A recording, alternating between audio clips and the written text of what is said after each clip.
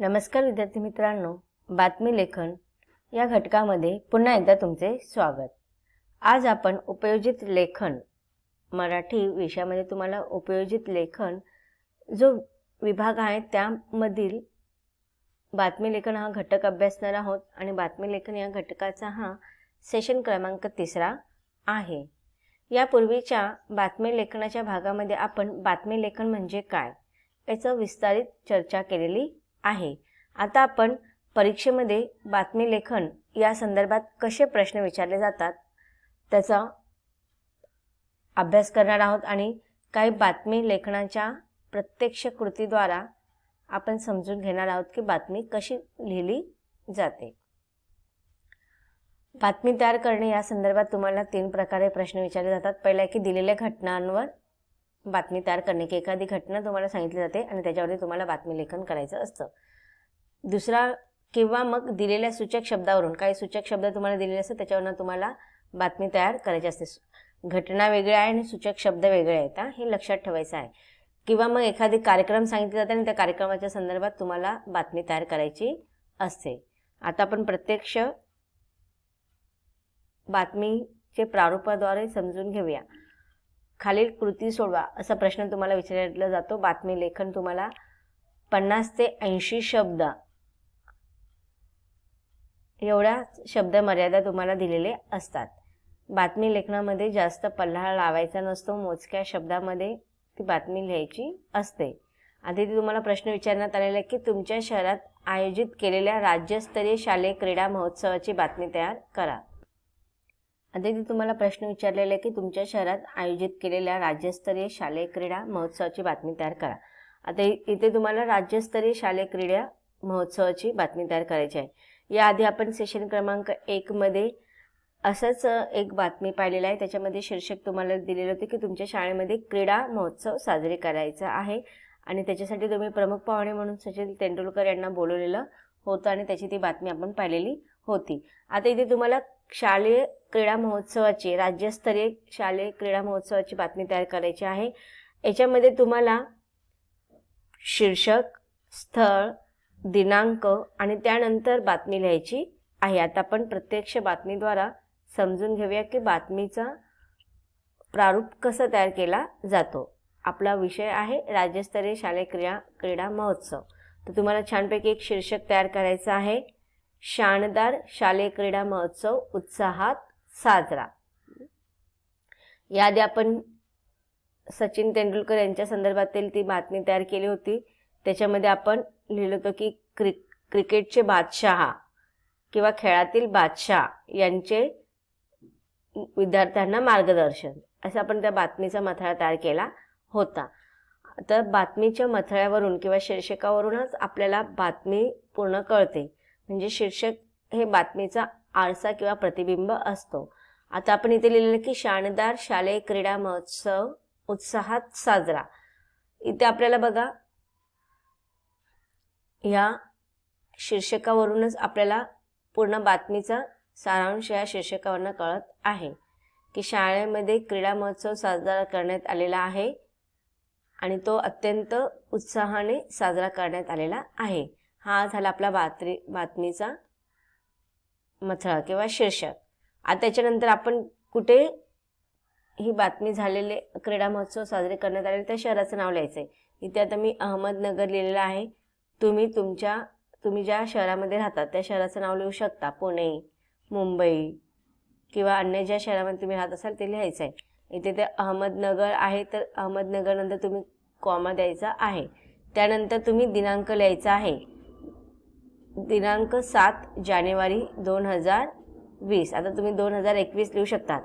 आता लक्षात ठेवायचं आहे जानेवारी महिना इथे का लिहिलेला आहे मी, की अधिकतर जे शाळेमध्ये क्रीडा स्पर्धा ज्या असतात, खेळाच्या ज्या स्पर्धा असतात त्या अधिकतर जानेवारी किंवा डिसेंबर महिन्यात असतात। अधिकतर आपण जानेवारी महिन्यामध्येच हे क्रीडा महोत्सव घेतो। खेळाच्या ज्या काही स्पर्धा असतात त्या जानेवारी महिन्यामध्येच शाळेत अधिकतर घेतले जातात, म्हणून आपण जानेवारी महिन्याच अधिकतर लिहितो। तर तुम्ही कोणतीही तारीख लिहा, महिना जानेवारी टाका आणि जे वर्ष तुमचं आता चालू आहे ते लिहायचं आहे 2021 आणि खाली लिहायचं आहे आमच्या बातमीदारा कडून, इथे मी तुम्हाला सांगितले होते की 3 शब्द लक्षात ठेवायचे, आमच्या प्रतिनिधीकडून, आमच्या वार्ताहराकडून किंवा आमच्या बातमीदाराकडून.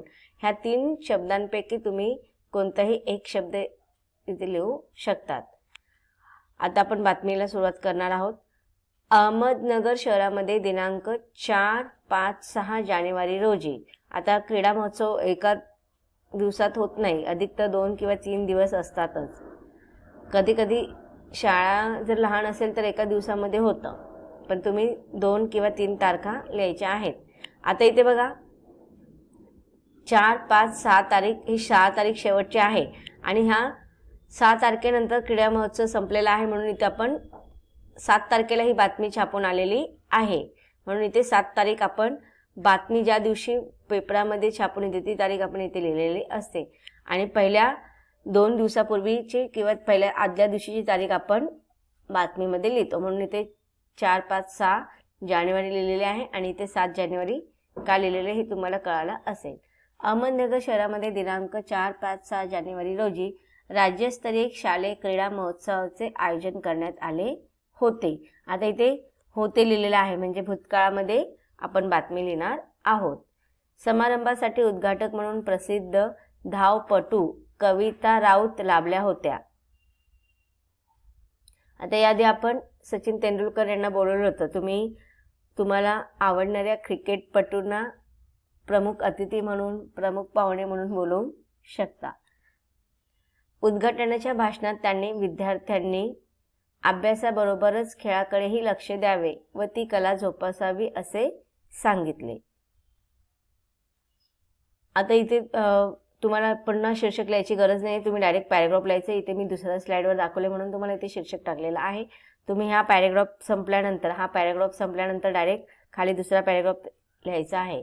या स्पर्धेसाठी महाराष्ट्रातील अनेक शालेय संघ आले होते. आता ही जी तुमची स्पर्धा ती राष्ट्रीय स्तरावरची आहे, म्हणून ही स्पर्धा थोडी मोठ्या स्वरूपाची असणार आहे. तुमच्या फक्त शाळेच्या संदर्भातील नसणारे, त्याच्यात तुम्ही राष्ट्रीय स्तरावरती ही क्रीडा महोत्सव साजरी केलेला होता. त्यामुळे अनेक शाळेतील संघांना तुम्ही आमंत्रित केलेलं होतं, तर हे तुम्हाला तिथे मेन्शन करायचं आहे. या स्पर्धेसाठी महाराष्ट्रातील अनेक शालेय संघ आले होते. नाशिक, मुंबई, पुणे, सोलापूर, नागपूर येथील संघांनी भाग घेऊन विशेष कौशल्य दाखवले. या निमित्ताने धावणे, उंच उडी, खो खो, कबड्डी, व्हॉलीबॉल अशा विविध खेळांचे आयोजन करण्यात आले होते. या कार्यक्रमासाठी विद्यार्थी मोठ्या संख्येने उपस्थित होते व खेळाडूंना प्रोत्साहन देत होते. यशस्वी स्पर्धकांना व संघांना शहराचे क्रीडा अधिकारी सुधीर जोशी यांच्या हस्ते खास पारितोषिके देण्यात आले. त्यांनीही जीवनात खेळाचे महत्त्व विशद केले. आता बघा इथे हे जे कार्यक्रमाचं जो स्वरूप आहे ते राज्यस्तरावरती असल्या कारणाने तुम्ही हा थोडा कार्यक्रमाचं आयोजन मोठ्या स्वरूपात झाला होता, म्हणून तुम्ही प्रमुख पाहुणे म्हणून तुम्ही कविता राऊत यांना सुद्धा आमंत्रित केलेलं होतं. आणि शहराचे क्रीडा अधिकारी जे असतील त्यांचे नाव तुम्ही लिहू शकतात. मी इथे सुधीर जोशी यांचं नाव लिहिलेलं आहे, तुम्ही तुमच्या क्रीडा अधिकारीचं नाव सुद्धा लिहू शकतात किंवा प्रमुख अतिथी म्हणून तुम्ही नगरसेवकाला किंवा अजून कोणाला बोलवू शकता, तिथे तुम्ही मेन्शन करा. आणि त्यांच्या हस्ते पारितोषिक सोहळा किंवा बक्षीस वितरण सोहळा पूर्ण करण्यात आला असं तुम्ही तिथे लिहू शकतात. मग सुधीर जोशी म्हणजे ज्या प्रमुख अतिथी किंवा पाहुण्यांनी जे काही तुम्हाला भाषणामध्ये दिलेले ते एका ओळीमध्ये तुम्ही लिहून तिथे तो मेन्शन करू शकतात की त्यांनी जीवनात खेळाचे महत्त्व विशद केले. आणि त्यानंतर या कार्यक्रमाचं सांगता कशी झाली किंवा कार्यक्रमाची समाप्ती कशी झाली ते तुम्ही लिहायचं आहे. राष्ट्रगीत होऊन कार्यक्रम संपला. फक्त एवढंच लिहायचे, जास्त पाणी लावायचं नाही आहे. तुम्हाला 50 ते 80 शब्दामध्येच बातमी तयार करायची आहे. तर अशा रीतीने हे एक बातमीचा प्रकार आपण पाहिलेला आहे. आता दुसरा आपण पाहूया. खालील कृती तुम्हाला सोडवायचे 60 ते 80 शब्दामध्ये तुम्हाला लिहायचं आहे. कवी कुसुमाग्रज जन्मदिन 27 फेब्रुवारी मराठी भाषा गौरव.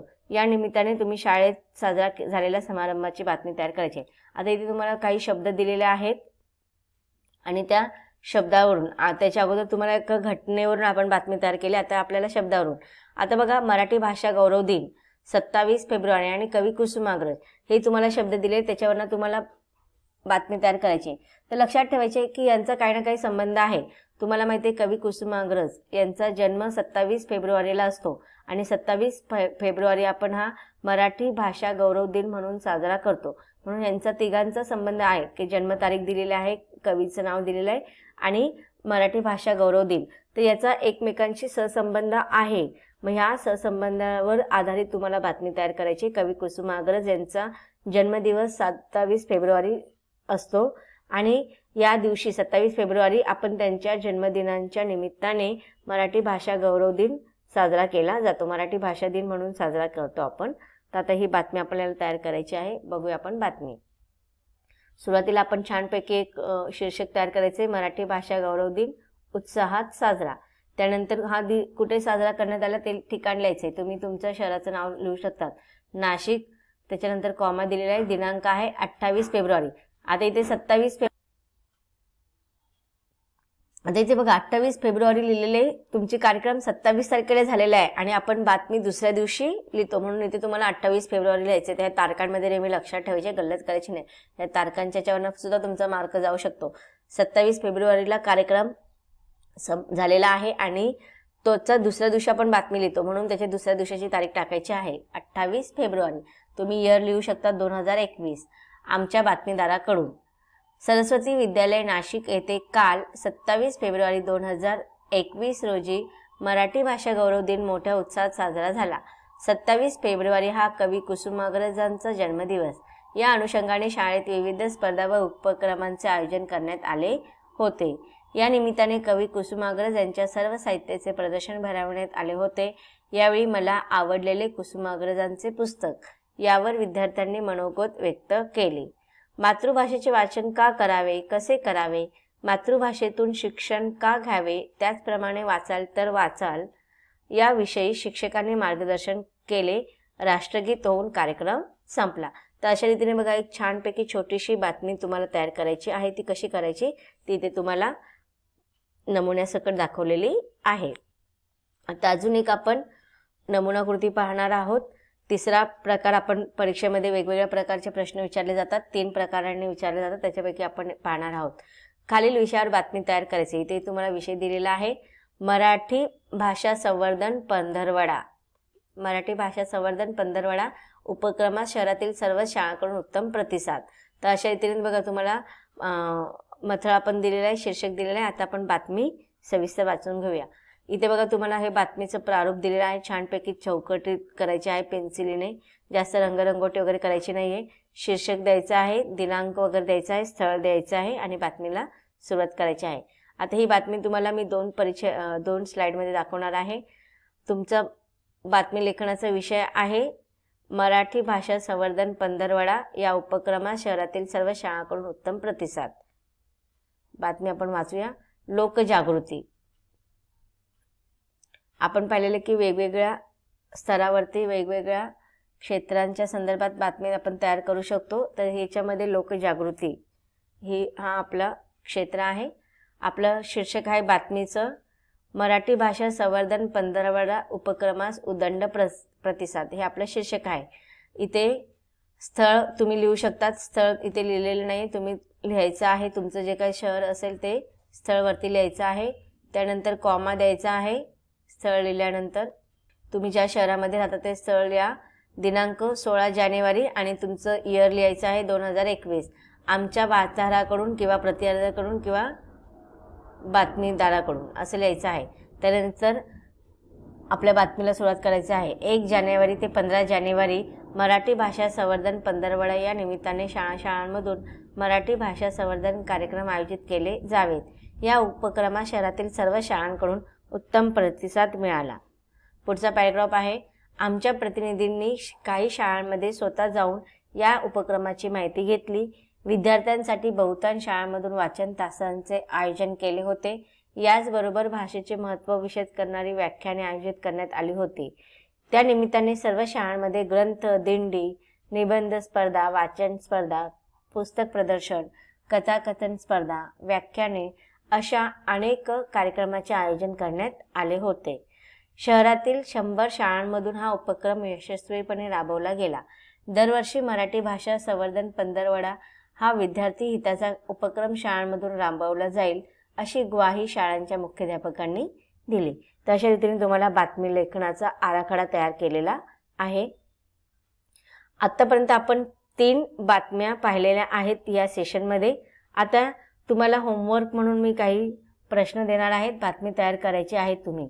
शाळेचे शताब्दी वर्ष सांगता समारंभ माननीय शिक्षण मंत्री यांच्या उपस्थितीमध्ये संपन्न झाले या शीर्षकावरून तुम्हाला बातमी तयार करायची आहे किंवा मग खालील विषयावर बातमी तयार करायची आहे. सर्व नागरिकांसाठी आधार कार्डचा नंबर आपल्या बँक खात्यास लिंक करणे अनिवार्य या विषयावरती तुम्हाला बातमी तयार करायची आहे. तुम्ही स्वतः आपण जे काही 3 वेगवेगळे बातमी लेखनाचे सेशन अभ्यासलेले आहे त्याच्या अनुषंगाने तुम्ही स्वतः आता बातमी तयार करायची आहे, प्रारूप तयार करायचा आहे. तर विद्यार्थी मित्रांनो, अशा रीतीने बातमी लेखन हा लेखन कौशल्याचा घटक इथे संपतो. धन्यवाद.